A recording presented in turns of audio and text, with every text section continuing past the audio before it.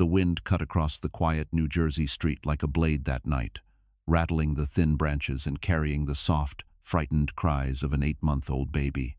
Emily Carter stood on the concrete steps, one hand clutching her swollen belly, the other holding Noah close to her chest. The front door had just slammed shut behind her, shaking the old porch light that flickered weakly above her head. All around her, scattered across the cold ground, were tiny shirts, baby socks, nursing pads, and her own clothes tossed out like trash by the man who vowed to protect her. Jason's voice still rang in her ears. "Get out, both of you. I'm done carrying dead weight." His words hit harder than the winter air. She had heard him angry before, but tonight something was different. His eyes burned with a strange mix of panic and excitement, like a man who had already chosen a new life and wanted the old one gone before anyone could stop him. Inside the house, lights turned on one by one. A suitcase rolled across the hardwood floor. A high-pitched laugh, too carefree, too rehearsed, echoed through the living room. Chloe Reed, the woman Emily had suspected for months, but never dared to confront. Now she didn't need proof. The proof had just dragged its pink carry-on bag over the same floor where Emily used to rock Noah to sleep. Her breath shook as she bent down to gather a few tiny onesies, but the cold made her knees feel like they would split apart. She shouldn't have been lifting anything in her condition. 8 months pregnant, exhausted, iron levels low, barely sleeping, but she still tried to protect her children from the cold, from humiliation, from the nightmare unfolding around them. A neighbor's curtain moved. Mrs. Johnson. Emily saw her silhouette, but didn't blame the woman for not stepping outside. No one wanted to get involved in a family fight at night. Besides, Jason had a way of looking unhinged when he got angry, a way of making people think twice. Emily's phone buzzed weakly in her pocket, its cracked screen lighting up. 12% battery. She didn't know who to call. Her mother had passed away. Her friends had drifted away after she moved for Jason's job. And her father, she hadn't spoken to him. The shame of choosing the wrong man had built a wall so high she didn't think anyone could climb over it. Her breath fogged in the air as she whispered, "Noah, Mommy's here. It's okay, sweetheart." But her voice cracked, betraying every fear she had buried for months. Then, just as she tried to lift the baby bag from the ground, she heard an unfamiliar engine growl at the end of the street. Not a neighbor's car, not an Uber. Something heavier, something official. Headlights swept slowly across the sidewalk, catching the scattered clothes in a harsh white beam. A black SUV with government plates approached the house. It slowed, then stopped. The doors remained closed for a moment, as if the people inside were assessing the scene. The pregnant woman clutching her infant, the house behind her glowing with betrayal, the bitter cold wrapping around her like punishment. Emily's heart pounded. She didn't know who it was, and when the back door opened, everything began to shift. The man stepping out was the last person Jason ever expected to see. 5 minutes earlier, before the black SUV rolled onto the quiet street, Emily had still been inside the house, trying to stop Jason from shouting loud enough for the neighbors to hear. He paced across the living room like a man searching for a reason to explode, brushing past the suitcase Chloe had pushed near the door. Noah sat in his playpen, startled by every slam of Jason's hand against the counter. The smell of Chloe's perfume lingered in the air, too sweet, too new, too wrong inside a home built from Emily's sacrifices. Jason grabbed the dresser drawer and dumped it upside down, letting bras, maternity leggings, and baby blankets fall like a storm onto the hardwood floor. "You think you own this place?" he yelled. "You think you get to snoop through my phone and question me like I'm some idiot?" Emily held her belly and tried to speak calmly, but whatever she said only fed his anger. Chloe stood near the kitchen doorway, pretending to look uncomfortable, yet her smile kept flickering whenever Jason wasn't looking. Emily whispered, "Jason, please, the baby." He cut her off. "Don't pull that card again. You always hide behind that belly. I'm done with your drama." Then he grabbed a pile of Noah's clothes and marched to the front door. The cold air rushed in as he tossed everything outside. Emily felt her legs weaken. She reached for Noah, who started crying louder, sensing the chaos around them. Chloe stepped closer to Jason and touched his arm. "Maybe don't do this while the baby—" Jason raised a hand, not to hit her, but to silence her. "Don't tell me how to handle my family. I'm fixing my life tonight." Emily froze. Fixing? As if she and the children were the problem he needed to remove. Mrs. Johnson, the neighbor, peeked through her blinds. Emily saw the movement but didn't call for help. She didn't want the neighborhood gossip mill spinning even harder. She tried to pick up a baby bottle from the coffee table, but Jason snatched it from her hand, opened the door again, and threw it onto the step. The bottle rolled down into the yard, landing against a tree root. Emily felt humiliation crawl up her neck. This wasn't just anger. This was staging. Jason wanted Chloe to see him, take control, to prove he was the kind of man who didn't let a weak wife drag him down. Something Emily had once heard him complain about on a phone call he thought she didn't hear. Then Chloe's phone buzzed. She lifted it and smirked at the screen. "Our driver's almost here. Should be 5 minutes. Driver?" Emily didn't even know Chloe had planned to stay the night. Jason straightened himself and looked around the house like he was assessing what needed to be erased. "Good. I want everything perfect when we start over." Emily felt the floor tilt under her feet. "Start over," she repeated. Jason didn't answer. He walked to the nursery, grabbed Noah's diaper bag, opened the front door once more, and hurled it into the yard. Emily gasped and rushed outside, clutching Noah to her chest. The cold slapped her across the face. Chloe stood behind Jason, framed in the doorway, arms folded, as if observing a performance. Jason leaned against the doorframe. "Yeah. Start over. Without you." Emily felt something inside her crack. Not her heart, something deeper, something breaking open. And that was the exact moment headlights appeared at the end of the street, the beam widening, sweeping across her fallen clothes. Then, 3 years earlier, before any betrayal, before diapers and night feedings and cracked phone screens, Emily Carter had believed in the kind of love that could fix anything. Back then, she was a 24-year-old community college student, working the late shift at a Starbucks just outside Newark. She was the girl who wrote customers' names with extra hearts on the cup, the girl who kept her textbooks tucked beneath the counter so she could study in between orders. She dreamed of transferring to a 4-year school, maybe becoming a teacher, maybe building a life that didn't depend on anyone else's temper. Jason Carter had walked in on a rainy night wearing a button-down shirt that didn't quite fit and confidence that did. His hair was wet, his tie crooked, and he laughed loudly at nothing in particular. Emily remembered the way he leaned against the counter and said, "Rough day. I could use the prettiest barista here to save it." She blushed. No one had ever spoken to her like that before. She didn't notice the arrogance behind his smile. She only saw charm and ambition. He talked about Manhattan like it was his second home, even though he lived in a cramped apartment across the river. He talked about success as if it were waiting right outside the door for him to claim. He ordered a caramel macchiato and stayed for 2 hours, asking about her classes, her dreams, her family. Emily couldn't stop talking. She liked how he listened, or seemed to. When she mentioned her father's strict expectations, Jason smirked and said, "Sounds like you need someone to show you how to live for yourself." She laughed, thinking it was a joke. It wasn't. A few weeks later, they were inseparable. Jason brought her small gifts.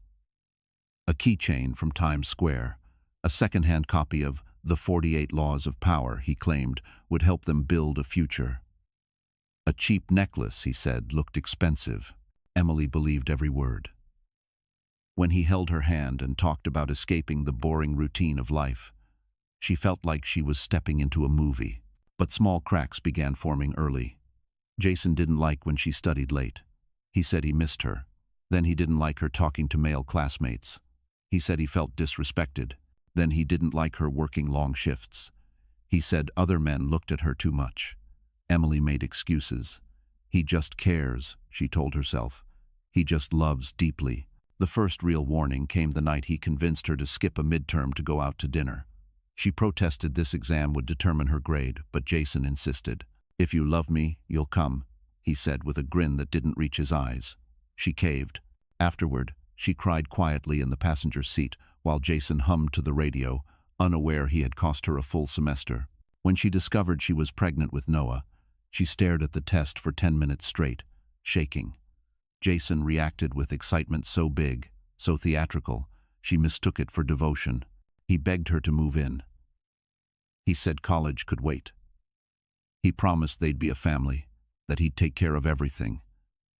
Emily wanted so badly to believe him. She told her father she was leaving school, expecting anger, and got it. Robert Miller warned her that she was tying her life to a man she barely knew. Emily hung up on him. She thought love was enough. It wasn't. Months later, when Noah was born, Jason held the baby with trembling hands and whispered promises Emily hoped were true, but responsibility weighed on him faster than love held him. He grew impatient, restless, resentful. Emily tried harder. She cooked, cleaned, budgeted, apologized for things she didn't do, stayed quiet to avoid fights. And now, standing in the freezing front yard with Noah in her arms, she realized something painful. The red flags she had ignored had always been warnings painted in bright, unmistakable light. And at that exact moment, as she knelt to pick up a tiny blue sock from the cold ground, the black SUV stopped directly in front of the house. The shift from ordinary husband to polished Manhattan dreamer happened slowly at first, then all at once, like a thin crack spreading across a window before the whole thing shattered. After Jason landed a job at the tech firm in Midtown, he came home wearing a confidence that didn't belong to the same man who once lived off Emily's tips from Starbucks. He talked about office towers on Park Avenue, expensive lunches his coworkers bragged about, and the view of the Manhattan skyline he claimed made him feel closer to the life he deserved. Emily wanted to share his excitement, but every new detail widened the distance between them. When Jason bought a used Mercedes he could barely afford, he stood in the driveway admiring it for almost an hour. Emily, holding Noah on her hip, asked whether they should save the money instead. Jason rolled his eyes. "You think successful men drive Toyotas?" he snapped. The comment stung, not because of the insult, but because he seemed embarrassed to be seen with the life they had built together. Soon he began staying late at the office. He said it was networking. Emily imagined crowded bars, coworkers, clinking glasses, Manhattan lights reflecting off polished floors. She didn't imagine Chloe at first.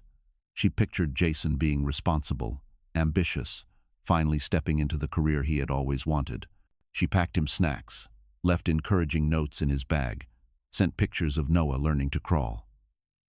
Most nights, he didn't respond. One evening, she found a receipt from a restaurant overlooking the river in Manhattan. 2 entrees, 2 cocktails, a dessert she knew Jason hated. When she asked about it, he grabbed the paper from her hand and said, "Work dinner. God, you always assume the worst." He avoided her eyes, and Emily pretended not to notice, but the truth showed itself anyway. It always does. Jason's suit smelled like a floral perfume she didn't own. His phone buzzed late at night with notifications he turned face down.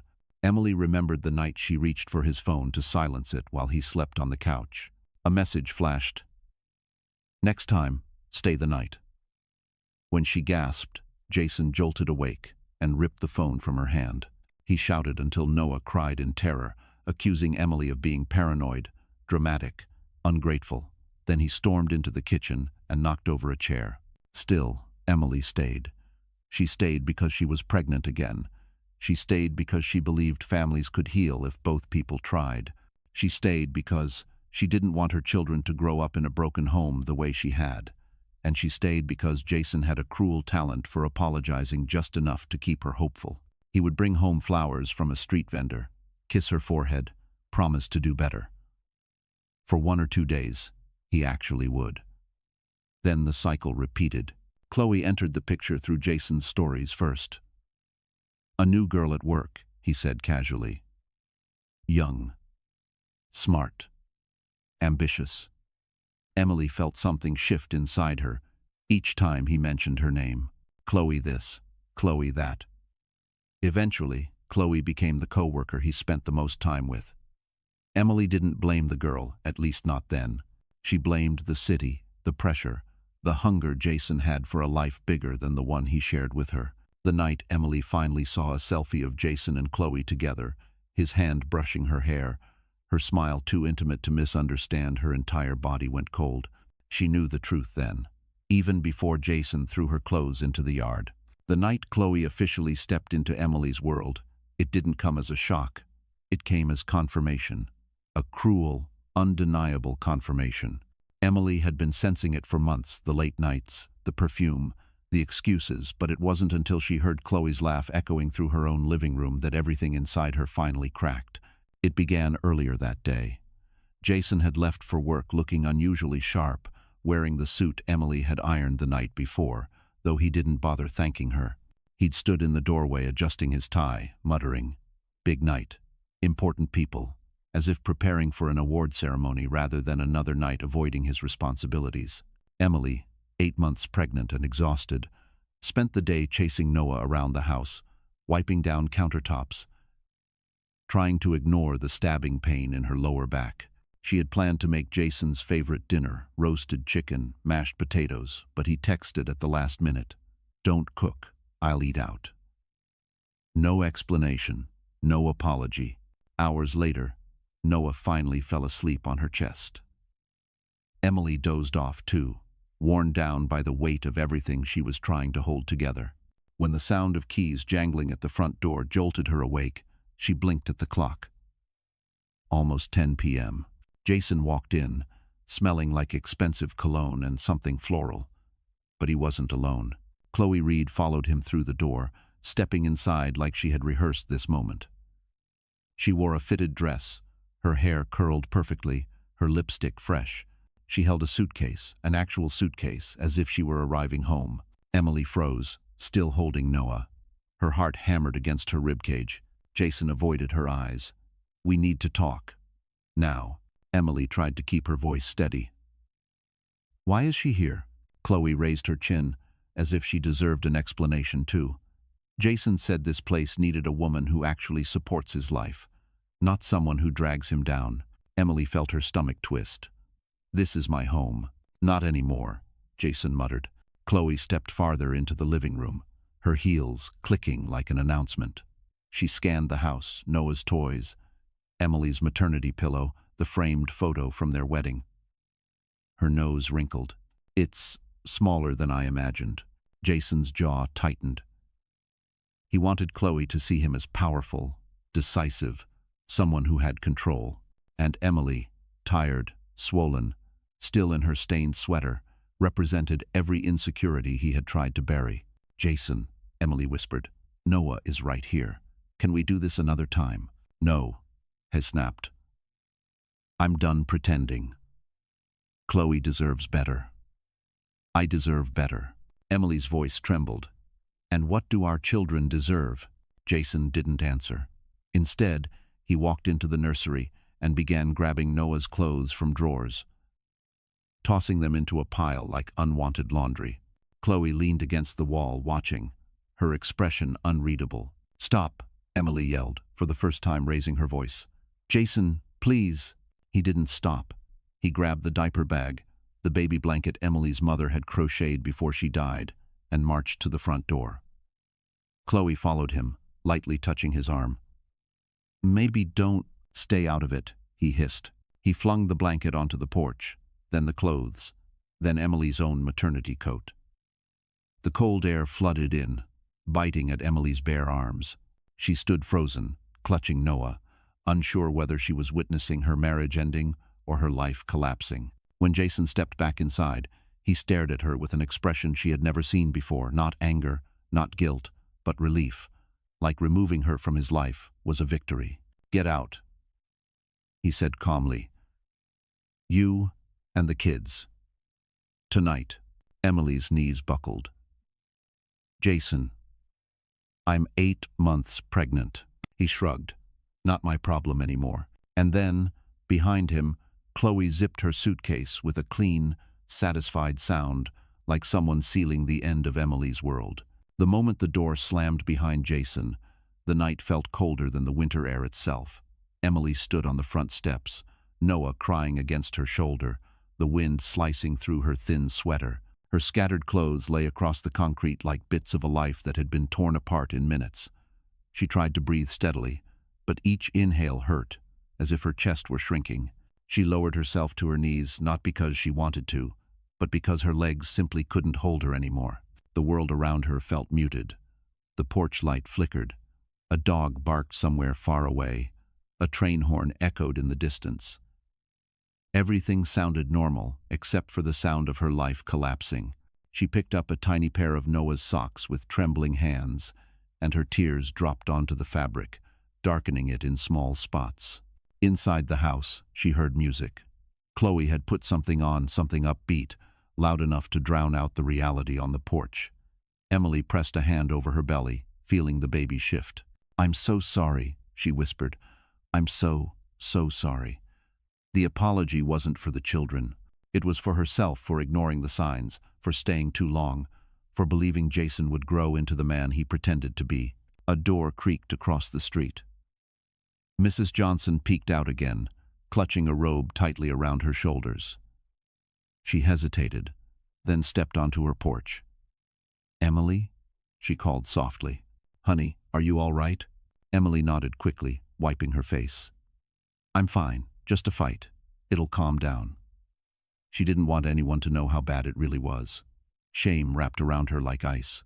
She didn't want to be the woman the neighbors whispered about. Mrs. Johnson lingered another second. "You sure? It looks—" "I'm sure," Emily cut in, forcing a smile that felt like it cracked her skin. "I'll be okay." The older woman slowly retreated, uncomfortable but unsure how to help. Emily didn't blame her. No one wants to step into a war zone they don't understand. The cold seeped deeper into Emily's bones. She knew she needed to get Noah somewhere warm. She fumbled for her phone. The screen cracked. Battery at 7%. She had no one to call. Her closest friend had moved to Boston. Her mother was gone. And her father was the last person she wanted to hear her cry. He had warned her about Jason years ago, and Emily had hung up on him. She had chosen love over logic, and she was the one who had to live with the consequences. Still, her finger hovered over his contact name. She didn't press it. Instead, she wrapped Noah tighter against her chest and forced herself to stand. She grabbed the diaper bag, shaking off the dirt, and slung it over her shoulder. Her breath came out in white puffs. She stepped down to the sidewalk with no plan, no destination, just the instinct to move. A sudden wave of dizziness washed over her. Her vision blurred. Her knees buckled again. She crouched, clutching her belly, terrified the stress was triggering something dangerous. Noah cried louder, sensing her fear. She rocked back and forth, whispering, "It's okay, baby. Mommy's got you. I promise. I've got you." Lights flickered from inside the house, and she heard laughter, Jason's rough laugh mixed with Chloe's delicate one. That sound sliced deeper than any insult. Emily closed her eyes.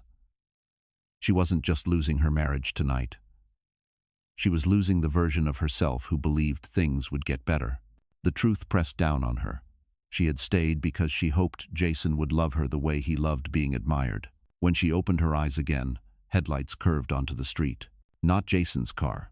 Not a neighbor. A large black SUV approached slowly, engine humming with authority, gliding toward the house like it already knew where it was going. And as the vehicle rolled to a stop in front of her, Emily felt a chill that wasn't from the cold. The SUV's engine rumbled low, steady, nothing like the nervous idling of a neighbor's sedan. Its headlights spread across the lawn, illuminating the baby clothes Jason had tossed like discarded memories.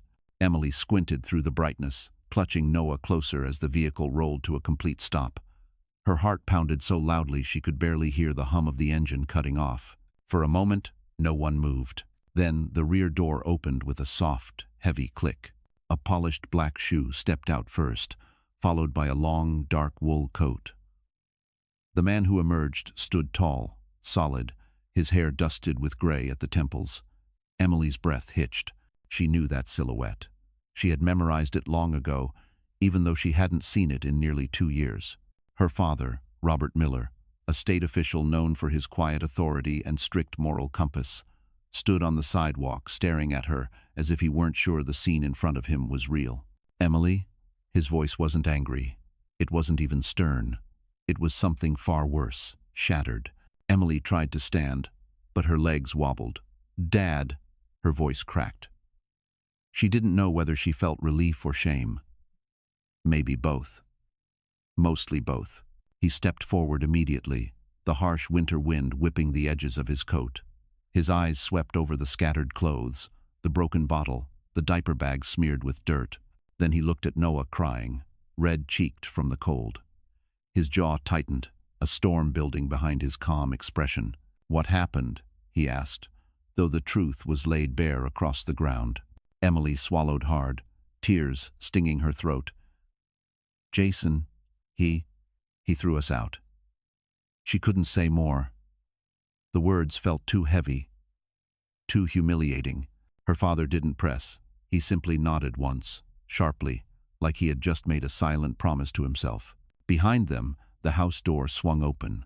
Jason appeared in the doorway, Chloe hovering behind him. Jason froze mid-step when he saw who stood on the sidewalk. "Sir," he blurted out, voice cracking, panic flashing across his face. For all his swagger, Jason had always been intimidated by Robert. Not because of his title, but because the man saw through him from day one. Robert didn't even glance at him. He kept his gaze on Emily. "Come here," he said gently, placing a steady hand on her back. She leaned into him as he helped her to her feet. He took Noah into his arms, cradling the child against his chest with a tenderness that made Emily's breath shudder. Jason stepped forward, forcing a smile that looked painfully fake. "Mr. Miller, this looks bad, I know. Emily and I just had a misunderstanding. You know how pregnancy makes." Robert turned his head, and the look he gave Jason could have frozen fire. "You threw my daughter and my grandson onto the street."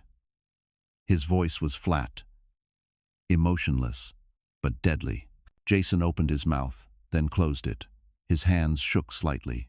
Chloe lurked behind him, her expression caught between guilt and fear. Robert didn't yell. He didn't curse. He simply walked past Jason, stepped up onto the porch, and stared him down from inches away. "I warned her about you," he said softly, which somehow felt louder than shouting. "And now you've proven every single word right." Jason swallowed hard. "This isn't your business." Robert smirked, cold, controlled. "It is now." He turned, guiding Emily toward the SUV. The driver opened the back door, and Robert placed Noah gently inside before helping Emily in. She felt the warm air blast from the heater and nearly sobbed at the relief. As Robert prepared to join them, he paused, looked over his shoulder, and delivered the sentence that made Jason's face drain of color. "You have no idea what you've started tonight." Then he climbed into the SUV, and the door shut with a decisive thud, not just ending the moment, but beginning a war. The SUV moved through the quiet New Jersey streets with a smooth, commanding glide, the kind of ride Emily hadn't felt in years. She sat in the back seat beside Noah, who had finally stopped crying and rested against her chest, his small breaths warming her skin. The heater filled the cabin with a soft hum, thawing her frozen fingers, but nothing could warm the knot in her stomach. She felt fragile, like a cracked window holding back a storm. Her father sat across from her in the back row, his posture straight, his expression unreadable. He wasn't looking at her, he was staring at the dark road ahead, hands clasped tightly together, as if trying to keep his emotions under control. The silence between them wasn't empty. It was heavy, filled with years of distance and unspoken words. Emily's voice barely rose above a whisper. "You didn't have to come here." Robert finally turned his eyes toward her. "Yes," he said quietly. "I did." She swallowed, her throat burning. "But you didn't even know." "I knew enough," he cut in, but not harshly. "A colleague mentioned seeing you at a clinic last month. Alone, pregnant, carrying a baby and another child on your hip. I called you that night, but you didn't answer." Emily looked down at her hands, ashamed. "I didn't know what to say." He leaned forward slightly. "You could have said anything, even silence. I just needed to hear your voice." Her eyes blurred with tears. She never wanted her father to see her broken like this.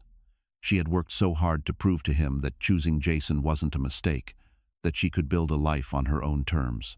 And now she sat here, homeless, heartbroken, 8 months pregnant, holding a baby while her clothes lay scattered on the street like garbage. Robert softened. "Emily, I'm not here to judge you." That was all it took. Her tears spilled silently, sliding down her cheeks. She wiped them quickly, embarrassed. The driver turned onto the main road toward Manhattan, the skyline glowing faintly in the distance. Emily stared at it through the window, remembering how she used to imagine living in one of those tall, glittering towers with Jason. But now, the city looked sharp and cold, like the edges of broken glass. Her father took a slow breath. "Jason's been reckless for a long time. I've heard things." Emily looked up. "What things?" Robert hesitated, not because he doubted, but because he hated confirming what she already feared. "He's been under internal review at his company. Financial misconduct, questionable accounts, and a rumor that he used someone's identity to create a secondary login." Emily's stomach dropped. "Whose identity?" Robert didn't answer. He didn't need to. Emily clutched Noah a little tighter. "He wouldn't," she whispered, even though deep down she knew Jason was capable of hurting her in ways she hadn't even discovered yet. The SUV approached the Lincoln Tunnel. Lights flashed along the walls as they descended, the echoes of cars bouncing around them. Robert finally spoke again. "Tonight wasn't a mistake, Emily." She blinked. "What do you mean?" "It was the moment you finally saw who Jason really is. And the moment he realized he has no control left." Emily let the words sink in. They scared her, but they also steadied her. As they emerged from the tunnel, Manhattan's skyline rose before them, bright, sharp, almost unreal. Her father pointed ahead toward the Upper East Side. "I have a place you and the kids can stay. Safe, warm, no one will bother you there." Emily exhaled shakily, relief washing over her like warm water. Then her father added quietly, but with steel in his voice, "And tomorrow we start taking your life back." The SUV turned onto a quiet Upper East Side block, lined with tall brownstones, their windows glowing softly against the cold night. Emily had never been to this part of Manhattan except once, years ago, when she and Jason got lost and drove through the neighborhood pretending they belonged there. Now she was arriving not as a tourist, not as someone dreaming of a different life, but as a woman who had just lost everything and didn't know where she fit anymore. The vehicle stopped in front of a building with a discreet entrance and a doorman who stepped outside immediately. He greeted Robert with respectful familiarity, then glanced at Emily with gentle concern. "Long night?" he asked quietly. Emily could only nod. Robert placed a supportive hand on her back. "Let's get you upstairs." Inside, the lobby was warm, modern, and filled with the quiet hum of late-night heaters. Emily felt momentarily out of place, standing barefoot in worn-out leggings with Noah on her hip, her hair unwashed, her eyes swollen from crying. She clutched the diaper bag close, ashamed of the dirt smeared across it. The elevator ride was silent, but comforting, the kind of silence that didn't demand explanations. When the doors opened onto the 12th floor, Robert led her down a hallway to a furnished apartment whose door he unlocked with a keycard. The moment Emily stepped inside, she froze. Soft lighting, clean couches, a small desk with a MacBook Pro, a stocked kitchen, a crib already set up in the corner of a bedroom, a bottle warmer, extra blankets, even a set of newborn clothes still folded on a table. She blinked. "Dad, what is all this?" "I've been preparing," he said quietly. "Just in case." Emily's throat tightened. How long had he been worried? How long had he suspected she was living in quiet misery while pretending everything was fine? He took Noah gently from her arms and placed him in the crib, where the baby immediately curled up and sucked his thumb, exhausted from the chaos. Emily brushed her hand over his back, her heart aching with relief and guilt all at once. Robert stood near the window, looking out at the city lights. "I wanted to come sooner. I should have. But you kept pushing me away, and I thought maybe you really were happy." He paused. "Tonight proved I was wrong." Emily sank onto the edge of the bed, feeling suddenly small. "I didn't want you to say I told you so." "I would never say that," he murmured. She looked up. "You did say it. The day I married him." He turned toward her, his eyes softening. "And I've regretted it since." Parents say stupid things when they're scared of losing their children. Emily wiped her nose with the back of her hand, embarrassed. I thought you didn't want anything to do with me. Robert walked toward her and actually knelt, so they were eye level. Emily, I have wanted you in my life every day. I just didn't know how to reach you without pushing you further away. A tear slipped down her cheek. Her father took her hand gently. You have nothing to be ashamed of. You loved someone who didn't deserve it. That's not a failure. That's humanity. Emily exhaled shakily. For the first time in a long time, she felt safe. Get some rest, Robert said, standing. Tomorrow morning, I'll call my attorney.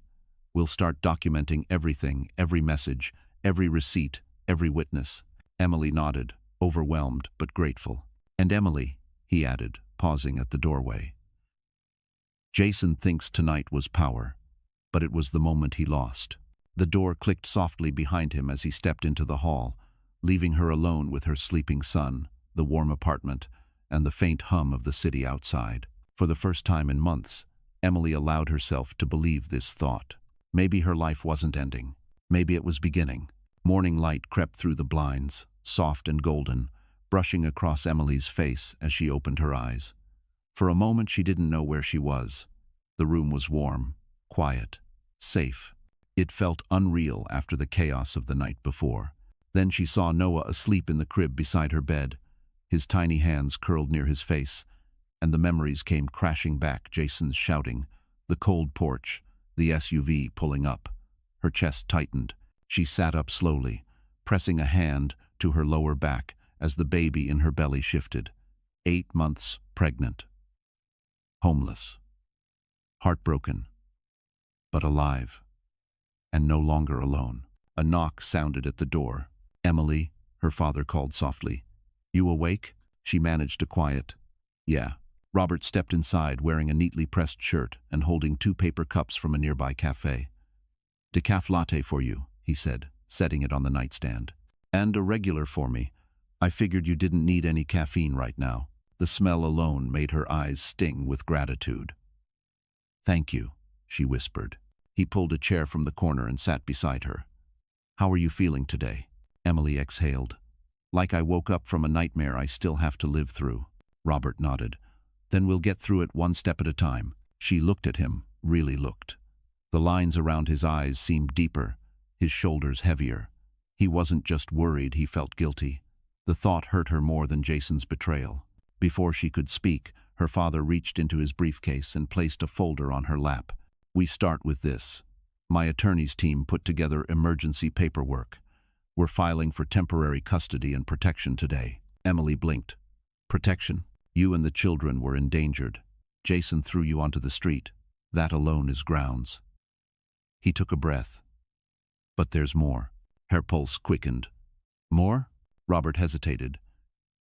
His company contacted me this morning. Emily froze. They contacted you? He nodded. They're investigating multiple accounts opened under an employee's spouse. They won't confirm anything, but they asked if you were aware of certain financial transactions. Emily's mouth went dry. Dad. He used my name. It looks that way. A wave of nausea rolled through her. She pressed a hand to her stomach. How could Jason stoop so low? Bad husband, bad partner, but this was criminal. Robert leaned forward. Emily, listen to me. You are not at fault. You didn't sign anything. You didn't authorize anything. They're building a case, and they need your cooperation. She shut her eyes. Jason is going to blame me. He'll say, I'm lying. I don't care what he says, Robert responded sharply. I care what we can prove. There was a firmness in his voice she hadn't heard since childhood, the voice of a protector. Before she could reply, her phone buzzed from the nightstand. She glanced at the screen. Jason. The name alone made her chest tighten. Robert reached over and picked up the phone before she could. Don't, he said gently. Not now, not today. He turned off the screen. Emily swallowed. He's going to be furious. He already is, Robert replied, because he's losing control. Men like Jason only act brave when they think no one will challenge them. Emily looked down at her hands. I should have left sooner. Her father shook his head. You left the moment you were finally allowed to see the truth. That's courage. She wiped her eyes. What do we do next? Robert stood, straightening his coat. We meet with the attorney at 10. Then we start documenting everything. After that, Jason will receive a notice he won't be expecting. Emily nodded, strength forming slowly inside her. And Emily, her father said, pausing at the doorway, tonight, you and the kids are sleeping here again. This is your space until you decide you don't need it. She felt her throat tighten. Thank you, Dad. He gave her a rare, soft smile. I wasn't there when you fell, but I'm here now. And I'm not leaving. As the door closed behind him, Emily exhaled deeply. For the first time in years, she felt the smallest spark of something she thought she had lost forever. Hope. By 10 o'clock, Emily found herself sitting in a glass-walled conference room on Park Avenue, wrapped in a soft gray cardigan her father had bought for her that morning. Snow flurries drifted outside, dusting the sidewalks and making Manhattan look almost gentle, something she hadn't felt in a long time. Noah sat in a portable bassinet beside her, kicking happily, unaware of the storm swirling around his mother's life. Robert sat to her left, calm and composed, while across the table sat his longtime attorney, Marlene Shaw, a sharp, silver-haired woman with glasses perched at the tip of her nose, the kind of woman who could probably stare down a judge and win. Marlene flipped through the documents. Emily, before we move forward, I need you to understand something. What Jason did last night isn't just cruel, it's dangerous, and the courts take this very seriously. Emily nodded, clasping her hands to keep them from shaking. I know, I still can't believe it happened. Marlene softened slightly. Abusers often show their true selves when they think the victim has nowhere to go. Last night he thought you were powerless. She tapped the folder. Today, we prove him wrong. Robert cleared his throat, trying not to let emotion show. We will do whatever is necessary. Marlene continued. We're filing for an emergency protective order and temporary sole custody. Given your pregnancy and what he did, the judge won't hesitate. Emily swallowed hard. What about the financial stuff? The accounts under my name. That, Marlene said, is where things get interesting. She slid a printed email across the table. Emily recognized the company logo from Jason's firm. Internal audit is nearly finished. They can't legally give details yet, but the implication is clear. Jason used your personal information to open unauthorized portals and claim bonuses he wasn't entitled to. Emily felt cold. So, he committed fraud, pretending to be me? Yes. And when this becomes official, the company will cooperate fully with the investigation. Emily leaned back, dizzy. He'll blame me. He'll say I knew. And he'll lose, Marlene replied firmly. He has a history of controlling behavior. He kicked his pregnant wife and infant child into the street.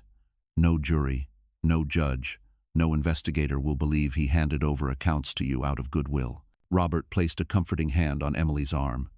You're safe now, she exhaled. I hope so.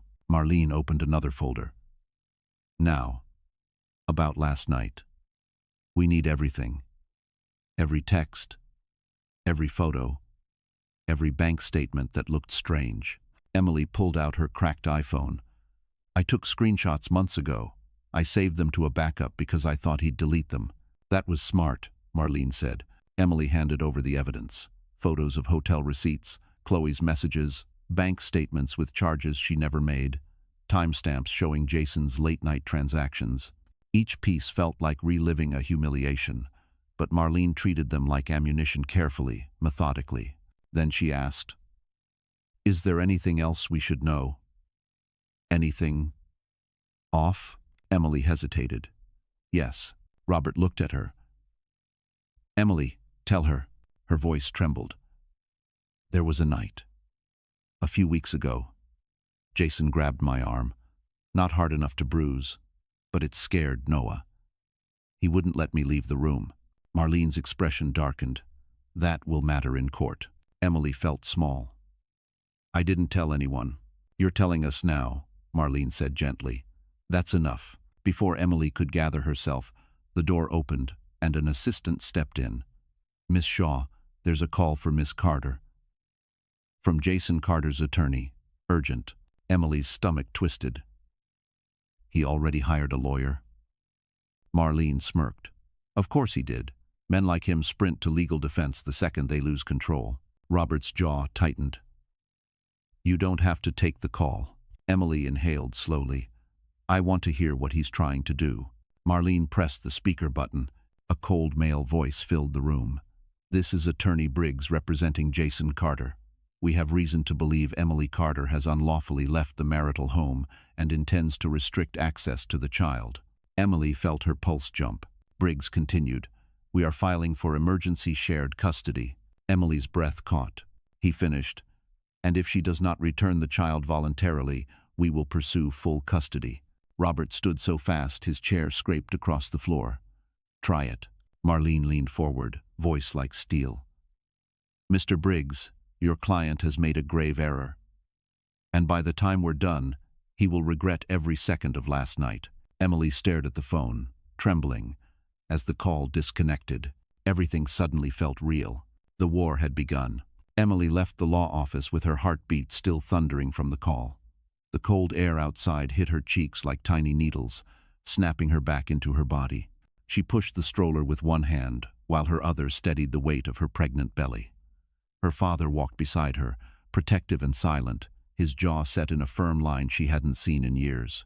Manhattan traffic roared around them, but Emily felt as if she were walking underwater, every sound muffled by fear. Don't let that phone call shake you, Robert said finally as they waited for the crosswalk light. Jason is bluffing. Emily shook her head. He sounded so sure. He actually thinks he can take Noah from me. Robert stopped walking. He won't. His voice carried a force that made her look up. I promise you. They reached the Upper East Side apartment. Inside, the warmth wrapped around her like a blanket. She sank onto the couch, exhaustion pulling her down. She wasn't just tired, she was drained in a way that felt bone deep. Noah napped in the crib. The city hummed outside. For a moment, she allowed herself to breathe. Her father set a brown cardboard Amazon package on the coffee table. This came this morning. I ordered it the minute I knew you were coming here. Emily frowned. What is it? Open it. She tore the strip. Inside was a baby monitor with 2 cameras, an extra thick sleep sack, and a copy of Atomic Habits. Emily let out a weak laugh. Really, Dad? You need rest, routine, something that reminds you your life isn't defined by him. Emily touched the book's cover gently, her breath unsteady. She wasn't sure she believed in routines or healing or self-improvement right now, but the gesture mattered. Robert continued quietly. I wasn't there to help you build the life you thought you wanted, but I'm here to help you rebuild the life you deserve. Her eyes filled, but she blinked the tears back. Thank you. Get some sleep. I'll make lunch. After he stepped into the kitchen, Emily leaned back and stared at the ceiling. She couldn't rest. Her mind replayed the attorney's voice. We will pursue full custody. Jason trying to take Noah, the same man who threw his clothes into the yard and told her to get out, the same man who left her sobbing on the porch while his mistress dragged in her luggage. A deep ache spread across her chest, not sadness this time. Anger. Not loud, explosive anger, but something steady, focused. The kind of anger that builds strength instead of destroying it. Her phone buzzed beside her. She flinched. A text. Not from Jason. From an unknown number. I'm sorry. I didn't know he'd do that to you. C. Emily stared at the letter. C. Chloe. Before she could decide whether to respond, her father emerged with 2 bowls of soup and set them on the table. Eat, he said firmly. Emily forced down a few spoonfuls. The warm broth soothed her throat, but not her nerves. Then her father added, Emily, there is something else you should know. Her stomach dropped. What? He sat down slowly, weighing every word. Jason didn't just cheat. He bragged to some of his coworkers about you, about controlling you. Someone reached out to my office anonymously last week, asking if you were safe. Emily's heart stopped. Why didn't you tell me sooner? Because I didn't have proof, Robert said softly. And I didn't want to accuse him without facts. I know you loved him once. Loved him once. Past tense. The truth of that hit her harder than she expected. She whispered, "He used my name for fraud. He put our son in danger." "And now he wants custody?" Robert nodded. "Yes. Which means we fight back harder." Emily looked at her hands. They weren't trembling anymore. "He's not taking my children," she said quietly. Her father's eyes warmed with pride. "Good." Then, as if on cue, her phone buzzed again, this time with a message that froze the blood in her veins. "Jason, you left me no choice. If you don't return Noah tonight, I'm filing full custody in the morning." Emily sat very still. She felt the shift inside herself, subtle but undeniable. Fear was gone. Something stronger took its place. Emily stared at the message glowing on her cracked screen, the words burning into her mind. "If you don't return Noah tonight, I'm filing full custody in the morning."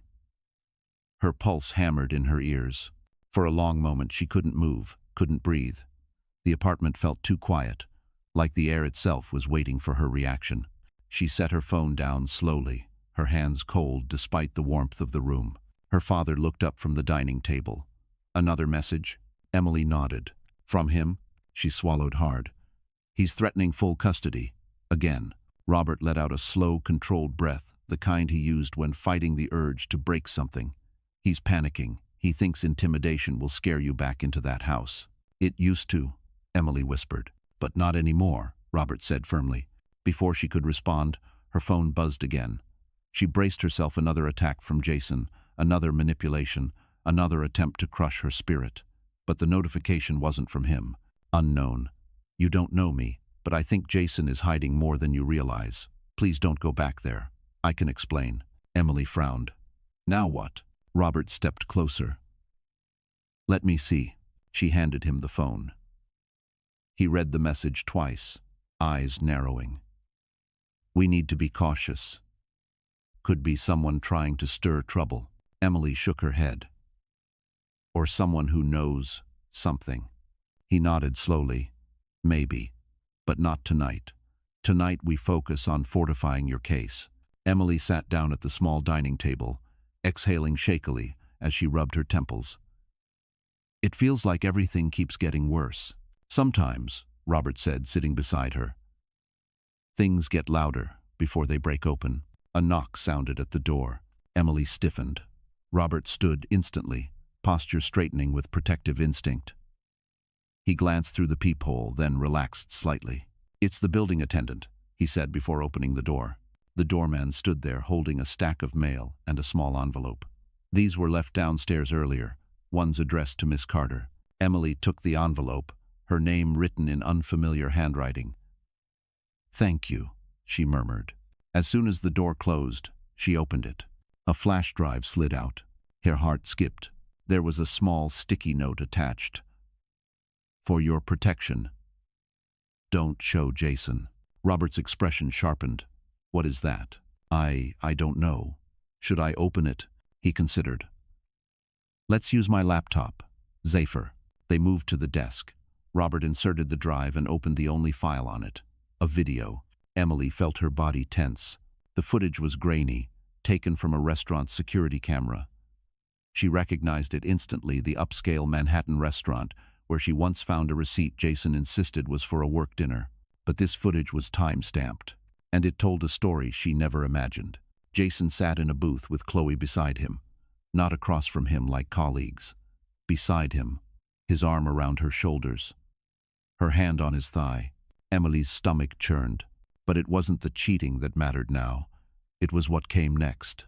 Jason leaned in close to Chloe and said something.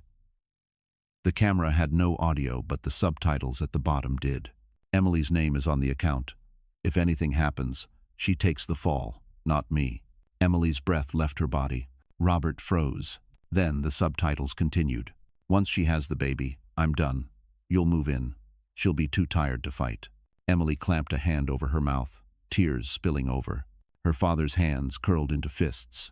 "This," Robert said, his voice deadly calm, "is the leverage we needed." Emily wiped her eyes. "Who sent it?" "Someone who wants the truth out. Robert replied. Her phone buzzed again. Another message from the unknown number. Check the flash drive. There's more coming.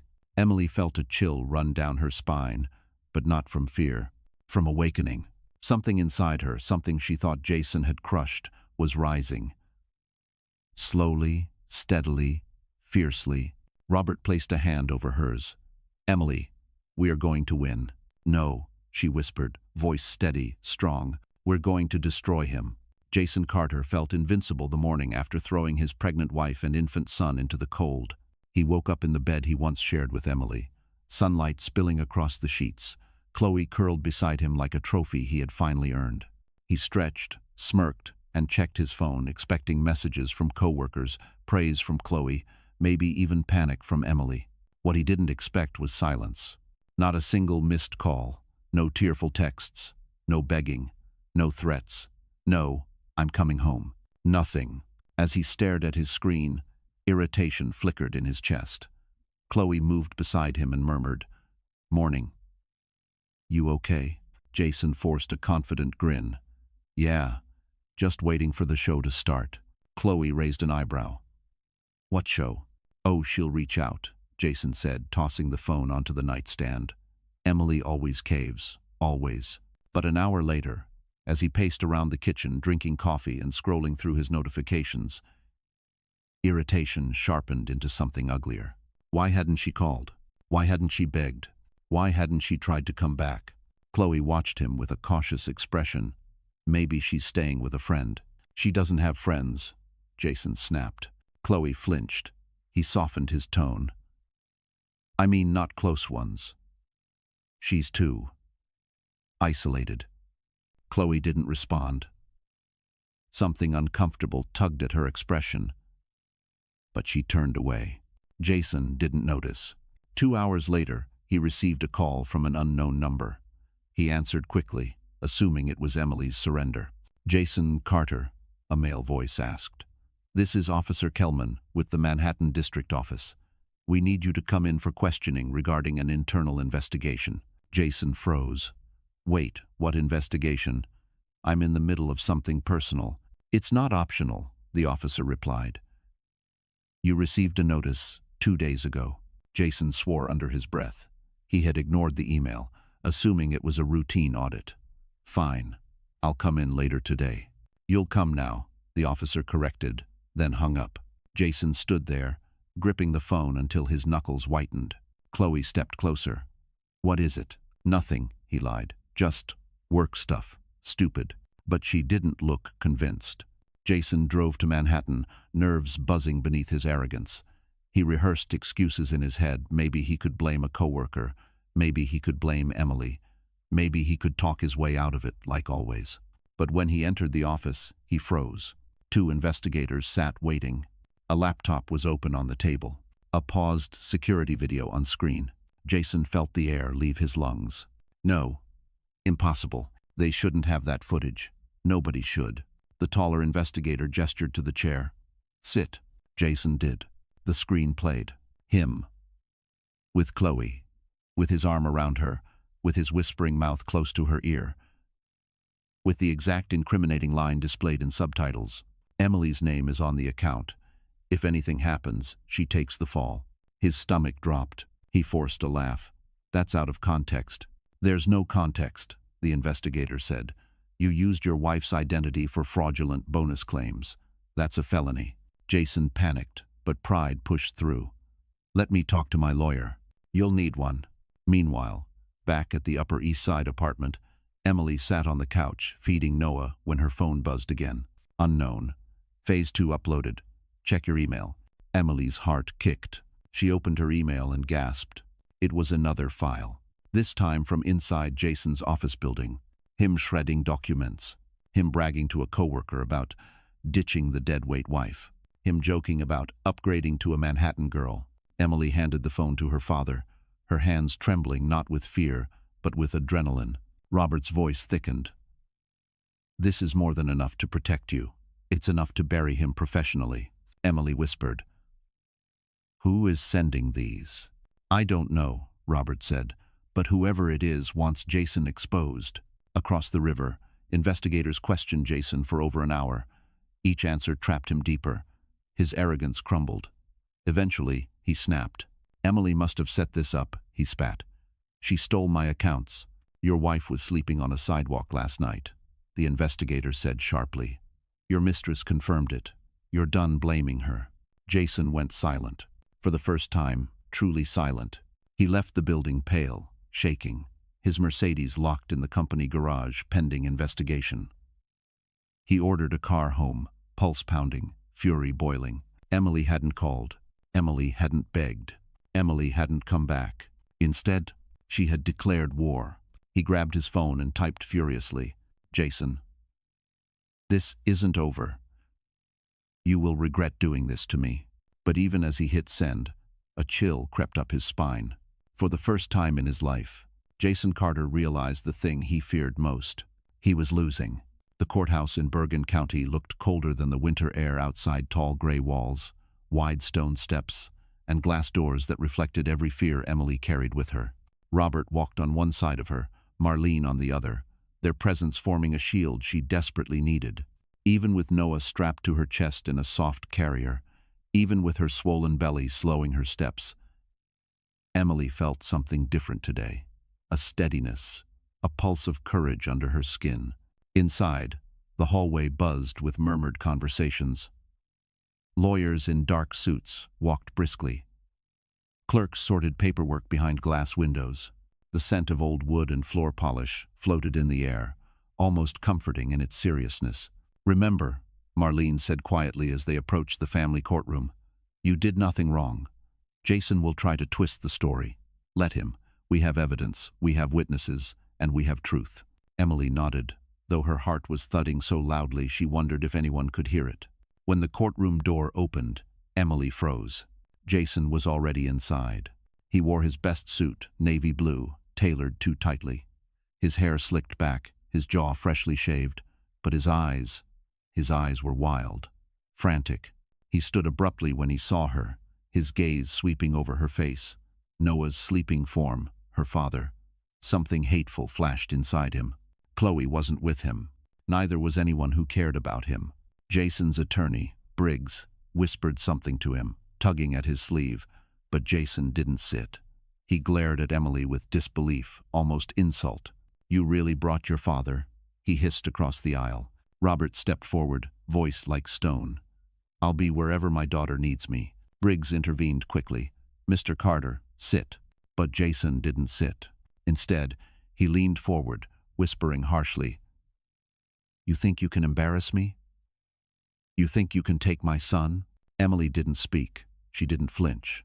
She simply looked at him, really looked, and realized something. Jason was scared. The judge entered, and everyone rose. Jason finally sat, though stiffly, his knee bouncing under the table. The judge reviewed the case file, flipping through documents that now contained screenshots, receipts, and thanks to the anonymous source, the damning video of Jason admitting he put accounts under Emily's name. Jason didn't know the video was in the file. "Not yet," the judge began. "We are here to address emergency custody and protective measures for Mrs. Emily Carter and minor child Noah Carter." Briggs rose first. "Your Honor, my client has been cut off from his home, his child, and..." Marlene stood before he finished. "With respect, Your Honor, Mrs. Carter was forcibly removed from her home while 8 months pregnant and holding an infant. We have witness testimony, photographic evidence," and Briggs cut in. "That's exaggerated. There was an argument, but..." "Argument," Marlene snapped. "Mr. Carter threw an infant's belongings into the street. He locked his pregnant wife outside in freezing temperatures, and then attempted to replace her with his mistress." A murmur rippled through the courtroom. Jason surged to his feet. "That woman is lying." The judge lifted a hand sharply. "Sit down, Mr. Carter." Jason sat, his face turning red. Marlene tapped the folder. "Additionally, Your Honor, we have evidence Mr. Carter used Mrs. Carter's identity to access financial portals at his company. That investigation is ongoing." Briggs shifted uncomfortably. "Your Honor," but the judge raised a brow. "Mr. Briggs, is your client under investigation for fraud?" Briggs hesitated. An internal review. Yes. But, the judge turned to Jason. Is that true? Jason swallowed, jaw clenched. It's a misunderstanding. Marlene didn't wait. Your Honor, we'd like to present a video recording from a Manhattan restaurant. Jason's head snapped toward her. What video? The courtroom quieted. Marlene clicked play. The footage appeared on the screen. Jason. Chloe. His arm around her. Then his damning line, clear in subtitles. Emily's name is on the account. If anything happens, she takes the fall. Gasps filled the room. Jason lunged forward. You can't use that. It's illegal. It's... The judge slammed the gavel. Order. Jason's chest heaved, his face pale. Briggs sank lower in his seat, defeated. When the room calmed, the judge looked at Emily. Mrs. Carter, do you feel safe returning home with Mr. Carter? Emily exhaled, voice steady. No, Your Honor. Not for myself. Not for my children. The judge nodded, then turned to Jason. Mr. Carter, effective immediately, temporary sole custody is granted to Mrs. Carter. You will have supervised visitation twice a week. You are barred from the marital home pending further review, and any attempt to contact or intimidate Mrs. Carter will result in immediate sanctions. Jason stared at the judge like the words were knives. His empire, his control, crumbled in seconds. Emily held Noah closer. For the first time in her marriage, she wasn't scared of Jason. She was free. Jason stormed out of the courthouse like a man fleeing a burning building, though the only thing on fire was his pride. Snowflakes clung to his expensive suit as he yanked open the door and stepped into the cold, muttering curses under his breath. His attorney hurried after him, trying to keep up, papers flying from his briefcase in the wind. Jason, slow down. Don't tell me what to do, Jason snapped, nearly slipping on the icy step. His breath fogged in the air as he paced back and forth in front of the entrance, his face twisted with disbelief. I lost custody. Sole custody. To her, over one stupid night? Briggs held up his hands. It wasn't one night. They hit you with fraud evidence, child endangerment, witness testimony. That video, Jason hissed, eyes wild. Where did it even come from? Who filmed that? Who gave it to Emily? Briggs hesitated. Someone on the inside, apparently. Jason's eyes narrowed. Chloe. He pulled out his phone and dialed furiously. Chloe didn't pick up. He called again. Straight to voicemail. His jaw tightened. She used me, he muttered. But beneath the anger lay something uglier. Fear. Real fear. His job was on the line. His freedom might be next. And Emily, the woman he had mocked, manipulated, dismissed, had just beaten him in court without even raising her voice. He slammed his phone back into his pocket. This isn't over, Briggs sighed. Jason, listen. The best thing you can do now is stay calm and cooperate. Any retaliation could cost you everything. I already lost everything. Briggs didn't argue. He simply stepped back, letting Jason stomp toward the rideshare waiting nearby. Meanwhile, across the river, Emily returned to her father's apartment feeling like she had run a marathon while carrying the world on her back. Her legs trembled, her head throbbed, but somewhere beneath the exhaustion, a new strength pulsed through her, quiet but unbreakable. As soon as she stepped inside, Robert placed a steady hand on her shoulder. You did well today. Better than you think. Emily sank onto the couch and exhaled slowly. I thought I was going to fall apart. But you didn't, he replied. And that matters. She set Noah in his crib, running her fingers through his soft hair. He slept peacefully, unaware that a judge had just changed the course of his life. Robert sat beside her. There's something else we need to discuss. Emily tensed. More bad news? Not exactly. He pulled a folded document from his coat pocket. This came while we were at the courthouse. Emily opened it, her eyes scanning the page. A notice from the tech company. A formal suspension for Jason. A warning of possible termination pending criminal charges. Her breath caught. It's really happening. It is, Robert said. And this is only the beginning. Emily let the paper fall to her lap. She didn't want revenge. She wanted safety, stability, a future for her children. But deep inside, a A small, quiet part of her savored the justice beginning to unfold. Her phone vibrated again. She braced herself, expecting another threat. But the message was gentle, careful, respectful, unknown. There's something you need to know about Jason. Something that will help your case even more. Emily stared at it, and then another message came in, seconds later. Unknown. I'm not your enemy. I'm someone he lied to. Please let me tell the truth. Robert glanced over. Who is that? Emily hesitated. I think it might be Chloe. Robert's jaw tightened. Be careful. I will. But Dad, if she knows something big, we need it. Before he could respond, another message arrived. Unknown. I know where Jason hid the documents he shredded. Emily's heart raced. She typed back, where? 3 dots flashed on screen, then a reply. His office, bottom drawer, under the false panel. Emily's pulse quickened. Dad, if that's true, then another buzz. Unknown. Emily felt her stomach twist. Dad, he wasn't just going to leave me. Robert's expression darkened. He was going to frame you. Emily swallowed hard, but instead of fear, she felt fire. He picked the wrong woman to break, she whispered. Her father nodded, eyes fierce. We finish this. Emily barely slept that night, not because of fear, but because her mind was alive in a way it hadn't been in years. Every time she closed her eyes, the same realization burned through her. Jason hadn't planned to divorce her. He hadn't planned to share custody. He hadn't even planned to kick her out in a moment of rage. He had planned to replace her, to move Chloe in, to leave the country, and to let Emily take the fall for the money he stole, a plan that Cole didn't form overnight. He had been building it for months, maybe longer. And now, Emily knew. Now, she could fight. At dawn, the city hummed awake. Delivery trucks groaned down the street. A neighbor's dog barked faintly through the hallway walls. Emily sat at the small kitchen table holding a mug of warm milk, trying to steady the rise and fall of her breath. Noah slept peacefully in the crib beside her, bundled in the new sleep sack her father had ordered. The baby she carried shifted gently under her hand, giving a soft thump, as if reminding her she wasn't alone. Her father emerged from the guest room in a pressed shirt. "Big day," he said, pouring coffee. "You up for it?" Emily nodded.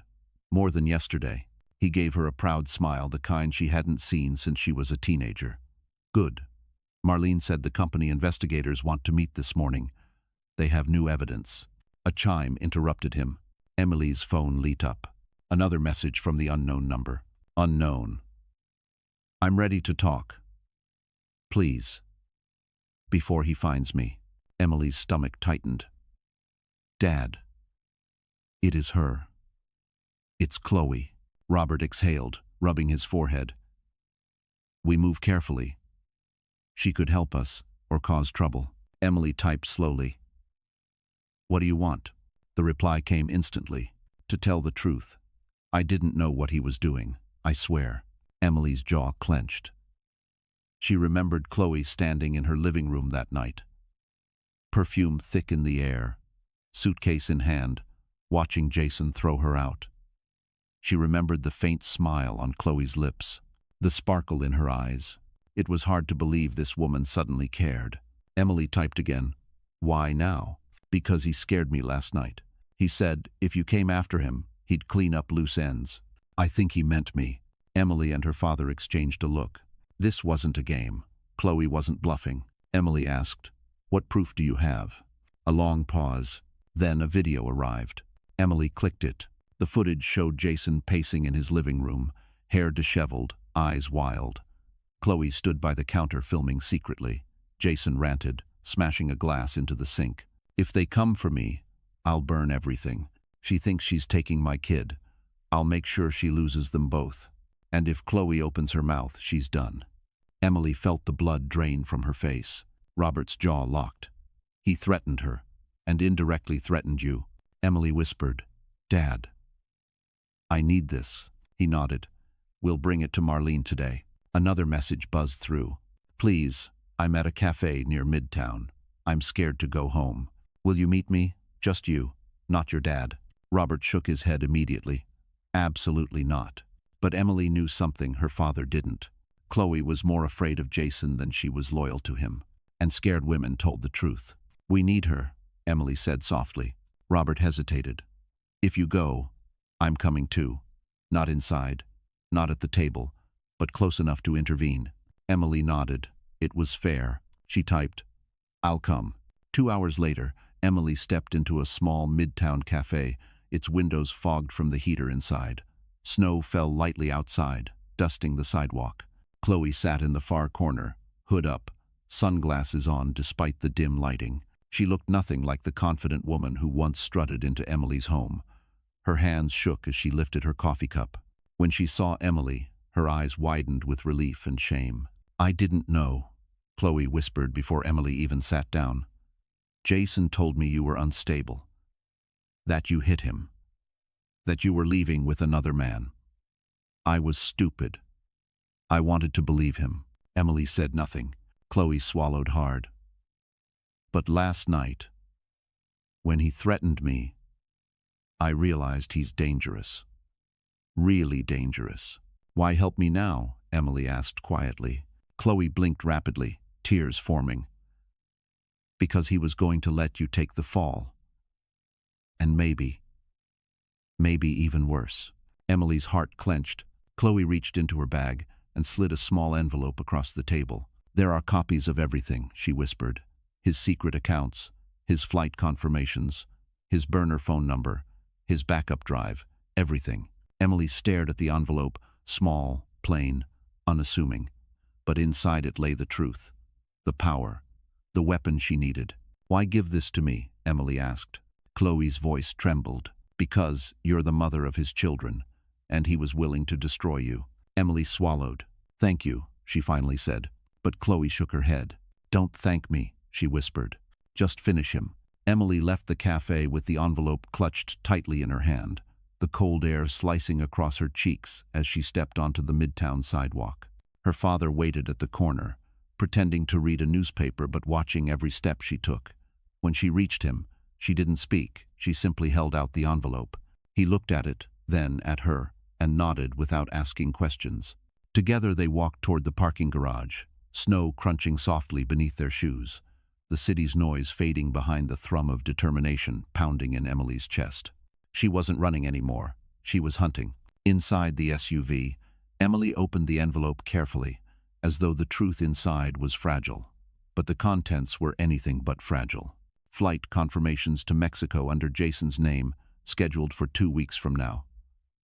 Bank statements showing transfers into offshore accounts. A note in Jason's handwriting listing passwords. And a second flash drive. Emily inserted it into her father's laptop.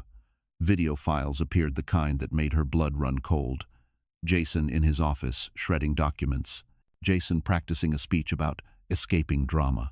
Jason laughing while saying, she'll never see it coming. Each file chipped away her fear. Robert exhaled slowly. This is enough to destroy him in court, professionally and criminally. Emily stared at the laptop screen, feeling a strange mix of dread and relief. He knew exactly what he was doing, she whispered. He wasn't overwhelmed. He wasn't confused. He planned every step. Her father closed the laptop. And now we show the world who he really is. Emily felt the baby kick, as if reminding her that she had something worth fighting for, something worth protecting. They drove silently to Marlene's office, each turn sharpening Emily's resolve until she felt unbreakable, forged by truth. Marlene watched the footage with no expression, which somehow terrified Emily more than shock would have. When the last video ended, the attorney leaned back slowly, tapping her pen against the folder. He's finished, she said calmly. This is fraud, identity theft, destruction of evidence, abandonment, endangerment, and attempted evasion. Emily swallowed. Will he go to prison? Marlene folded her hands. If the investigation continues at this pace, very likely. Emily looked down, emotions twisting inside her. She didn't want vengeance. She wanted protection. but she also wanted him to face the consequences he had tried to make hers. Robert placed a reassuring hand on her shoulder. "This doesn't just protect you, it protects your children." Emily nodded, tears pricking her eyes not from sadness, but from clarity. Marlene added, "We'll turn everything over today, and I'll request an emergency injunction to prevent him from leaving the state. He'll be under supervision within 24 hours. Emily exhaled shakily. Good. For the first time since the night she was thrown out, she felt the ground beneath her feet solidify. She wasn't walking on fear anymore. She had leverage, proof, power. The truth wasn't her burden now. It was her weapon. As she stepped out of the office, her phone buzzed again. Her stomach tightened, but it wasn't Jason. It was Chloe. "He knows I talked. He's furious. He's coming after me next." Emily read the message twice before replying. "You're safe. I won't let him hurt you." Her father glanced at her, surprised. Emily didn't explain. She didn't need to. She understood something now. Women weren't meant to fight each other. They were meant to stand together against the men who tried to break them. Emily placed a hand on her belly and whispered, "This ends with me, right here." The courtroom for the final hearing was larger than the previous one. High ceilings, echoing footsteps, rows of wooden benches polished smooth by years of tension and testimony. Emily walked in with her father and Marlene, her breath steady, her chin lifted, her swollen belly supported by a soft maternity belt beneath her dress. Noah toddled beside her, holding Robert's hand, wide-eyed at the unfamiliar space. This time, Emily didn't feel small. She didn't feel fragile. She felt ready. She felt like a woman stepping into the moment she had fought her way toward piece by piece. Jason sat at the opposite table, looking nothing like the man who once strutted through their living room bragging about his future. His suit was wrinkled, his hands shook slightly, his eyes were hollow, sunken from sleepless nights. Briggs whispered urgently to him, but Jason barely listened. He couldn't take his eyes off Emily. Not with anger, not with arrogance, with disbelief. How had she gotten this far? How had she beaten him? How had the woman he once called weak become the force standing between him and the life he tried to steal? He looked terrified of the answer. When the judge entered, everyone rose.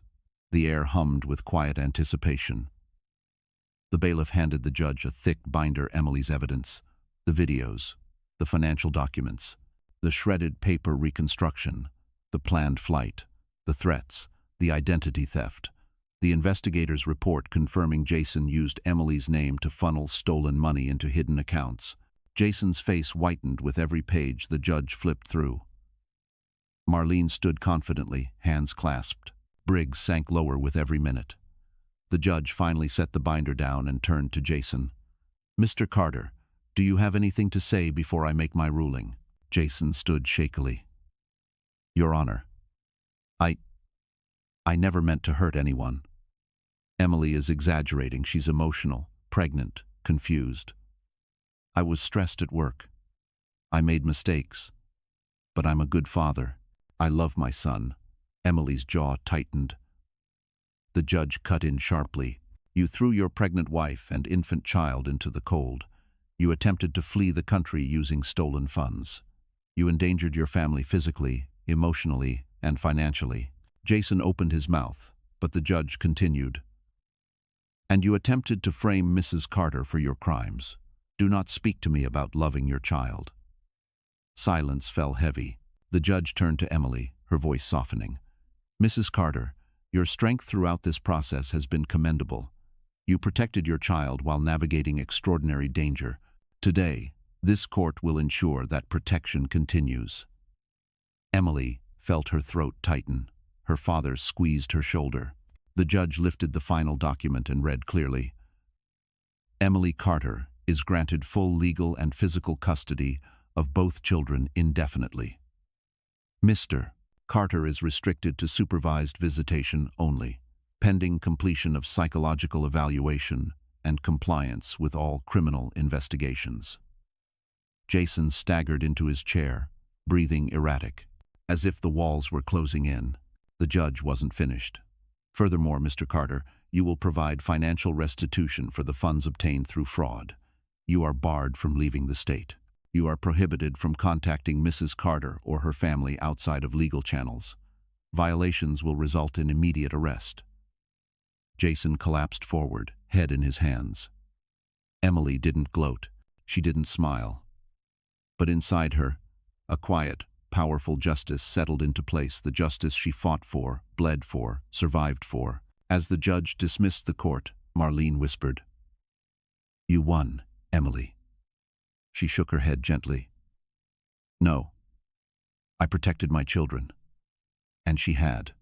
3 years later, the New Jersey winter looked nothing like the night Emily had once stood barefoot on a freezing porch, clutching Noah and shaking under the weight of betrayal. Tonight, gentle snowflakes drifted across the Manhattan skyline, softening the bright edges of the city. From the balcony of her warm apartment overlooking Central Park, Emily watched her 2 boys, Noah, now 4, and little Leo toddling behind him, decorate a small tabletop Christmas tree with paper stars they had made earlier. Their laughter filled the space like music, light and pure. Emily touched her growing joy, the quiet kind that comes only after surviving storms. Inside, warm lights glowed across the living room. A framed photo hung on the wall. Emily in a simple cream dress, hair swept back, holding a bouquet of white peonies. Beside her stood Daniel Hayes, steady, kind-eyed, the man who had held her heart with gentle hands instead of fists. Their wedding had been small, intimate, on a breezy afternoon by San Francisco Bay. No fancy show, no dramatic vows, just 2 people choosing healing over hurt, choosing partnership over pain. Emily had walked toward him barefoot in a soft satin dress, holding Noah's hand, Leo carried by her father. Now, Daniel stepped onto the balcony carrying 2 mugs of hot cocoa. "The stars are crooked again," he teased, nudging her shoulder gently. Emily laughed the kind of laugh she once thought she'd never make again. "They're perfect," she replied. "Everything is perfect." Daniel wrapped an arm around her. "You did all this, Em. You built this life." She leaned into him, warmth spreading across her chest. "We built it together." She meant it. Daniel had never tried to replace her strength with his, only to stand beside it. He had been patient while she rebuilt her confidence, steady while she overcame her fear. Her father arrived a few minutes later, carrying bags of gifts and muttering about traffic with a smile he no longer bothered to hide. He knelt on the floor, letting the boys tackle him with giggles. "Grandpa, Grandpa!" Noah yelled, climbing onto his back. Robert pretended to collapse dramatically, and the boys squealed with triumph. Emily stood there watching, her heart swelling at a sight she once feared she'd never see: a whole, healthy family. A safe home. A place where her children could grow with love instead of fear. A place where she could breathe without looking over her shoulder. Every now and then, Emily wondered about Jason. She heard he was living alone in a tiny rental on the outskirts of town. His job gone, his reputation ruined, his friends scattered. He saw the boys only under supervision at a community center, and even then, he struggled to look her in the eye. She didn't hate him anymore. She didn't forgive him either. She simply released him, let the consequences he created settle on his own shoulders. Life had dealt him the exact weight he once tried to drop onto hers. Justice had come full circle without her lifting a hand. As the boys finished decorating, Daniel dimmed the lights. The room glowed softly with the tiny tree, the city shimmering beyond the windows. Emily gathered her sons into her arms and whispered, "You're safe, you're loved, and Mommy will always choose you." Daniel kissed her forehead. Her father placed a hand on her shoulder, and for the first time since that night on the frozen porch, Emily allowed herself to feel wholly, completely healed. She survived, she rebuilt, she rose, and she found a love, family, and romantic that honored her strength instead of exploiting her softness. She had finally, undeniably won. So that's how the story ends, my wonderful friends. And if you're still here with me right now, it means something in this journey touched your heart in a quiet, personal way. Maybe it reminded you of your own strength. Maybe it whispered a truth you needed to hear. Or maybe it showed you that healing is possible, no matter how heavy the past feels. The biggest lesson from Emily's journey is simple but powerful. You are not defined by what breaks you, only by how you rise after it. Like Marcus Aurelius wrote, "The impediment to action advances action. What stands in the way becomes the way." Pain can be a wall, yes, but it can also be a doorway. Emily's courage teaches us that setting boundaries is not selfish, starting over is not failure, and choosing peace is an act of bravery. And most of all, you deserve a life where love feels safe, steady, and kind, not something you must survive. If this story gave you strength, or even just one moment of clarity, I invite you to stay with us. Please like, share, and subscribe so our small community of resilient souls can continue growing. You matter. Your healing matters. And you're never as alone as you think.